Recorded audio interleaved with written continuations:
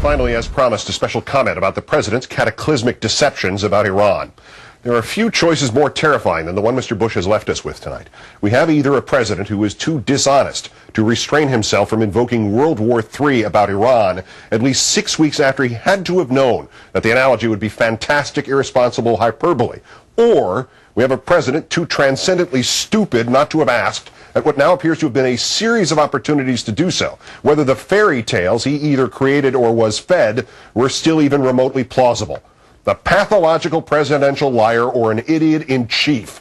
It is the nightmare scenario of political science fiction, a critical juncture in our history, and contained in either answer, a president manifestly unfit to serve, and behind him in the vice presidency, an unapologetic warmonger who has long been seeing a world visible only to himself. After Ms. Perino's announcement that the White House last night that the timeline is inescapable and clear now, in August, this president was told by his hand-picked major domo of intelligence, Mike McConnell, a flinty, high-strung-looking, worrying warrior who will always see more clouds than silver linings, that what everybody thought about Iran might in essence be crap. Yet on October 17th, the president said of Iran and its president Ahmadinejad, "I've told people that if you're interested in avoiding World War III, it seems like you ought to be interested in preventing them from have the knowledge to make a nuclear weapon." And as he said that, Mr. Bush knew that at bare minimum, there was a strong chance that his rhetoric was nothing more than words with which to scare the Iranians. Or was it, sir, to scare the Americans? Does Iran not really fit in the equation here? Have you just scribbled it into the fill-in-the-blank on the same template you used to scare us about Iraq? In August, any commander-in-chief still able-minded or uncorrupted or both, sir, would have invoked the quality the job most requires, mental flexibility. A bright man or an honest man would have realized no later than the McConnell briefing that the only true danger about Iran was the damage that could be done by an unhinged, irrational chicken little of a president shooting his mouth off, backed up only by his own hysteria and his own delusions of omniscience. Not Mahmoud Ahmadinejad, Mr. Bush. The chicken little of presidents is the one, sir, that you see in the mirror. And the mind reels at the thought of a vice president fully briefed on the revised intel as long as 2 weeks ago, briefed on the fact that Iran abandoned its pursuit of this imminent threat 4 years ago. A vice president who never bothered to mention it to his boss. It is nearly forgotten today, but throughout much of Ronald Reagan's presidency, it was widely believed that he was little more than a front man for some never-viewed behind-the-scenes string puller. Today, as evidenced by this latest remarkable historical malfeasance, it is inescapable that Dick Cheney is either this president's evil ventriloquist, or he thinks he is. What servant of any of the 42 previous presidents could possibly withhold information of this urgency and this gravity and wind up back at his desk the next morning instead of winding up before a congressional investigation or a criminal one? Mr. Bush, if you can still hear us, if you did not previously agree to this scenario in which Dick Cheney is the actual detective and you're the Remington Steele, you must disenthrall yourself.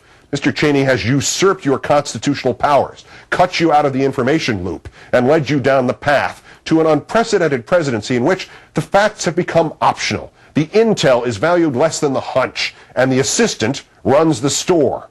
The problem is, sir, your assistant is robbing you and your country blind. Not merely in monetary terms, Mr. Bush, but more importantly, robbing you of the traditions and righteousness for which we have stood at great risk for centuries. Honesty, law, moral force. Mr. Cheney has helped, sir, to make your administration into the kind our ancestors saw in the 1860s and 1870s and 1880s, the ones that abandoned Reconstruction and sent this country marching backwards into the pit of American apartheid. Grant, Hayes, Garfield, Arthur, Cleveland. Presidents who will be remembered only in a blur of failure, Mr. Bush. Presidents who will be remembered as functions only of those who opposed them, the opponents whom history proved right. Grant, Hayes, Garfield, Arthur, Cleveland, Bush. Would that we could let this president off the hook by seeing him only as marionette or moron. But a study of the mutation of his language about Iran proves that though he may not be very good at it, he is himself still a manipulative, Machiavellian snake oil salesman. The Bushian etymology was tracked by Dan Frumkin at the Washington Post website, and it is staggering. March 31st, Iran is trying to develop a nuclear weapon. June 5th, Iran's pursuit of nuclear weapons. June 19th, consequences to the Iranian government if they continue to pursue a nuclear weapon. July 12th, the same regime in Iran that is pursuing nuclear weapons. August 6th, this is a government that has proclaimed its desire to build a nuclear weapon. Notice a pattern? Trying to develop, build, or pursue a nuclear weapon. Then, sometime between August 6th and August 9th, those terms are suddenly swapped out so subtly that only in retrospect can we see that somebody has warned the president, not only that he has gone out too far on the limb of terror, but that there may not even be a tree there. McConnell or somebody must have briefed him then. August 9th, they have expressed their desire to be able to enrich uranium, which we believe is a step toward having a nuclear weapons program. August 28th, Iran's active pursuit of technology that could lead to nuclear weapons. October 4th, you should not have the know-how on how to make a nuclear weapon. October 17th, until they suspend and or make it clear that their statements aren't real, yeah, I believe they want to have the capacity, the knowledge, in order to make a nuclear weapon. Before August 9th, it is trying to develop, build, or pursue a nuclear weapon. After August 9th, it's desire, pursuit, want, knowledge, technology, know-how to enrich uranium. And we are to believe, Mr. Bush, that the National Intelligence Estimate this week talks of the Iranians suspending their nuclear weapons program in 2003, and you talked of the Iranians suspending their nuclear weapons program on October 17th, and that term suspending is just a coincidence. And we're to believe, Mr. Bush, that nobody told you any of this until last week. Your insistence that you were not briefed on the NIE until last week might be legally true, something like what the definition of is, but with the subject matter being not interns, but the threat of nuclear war.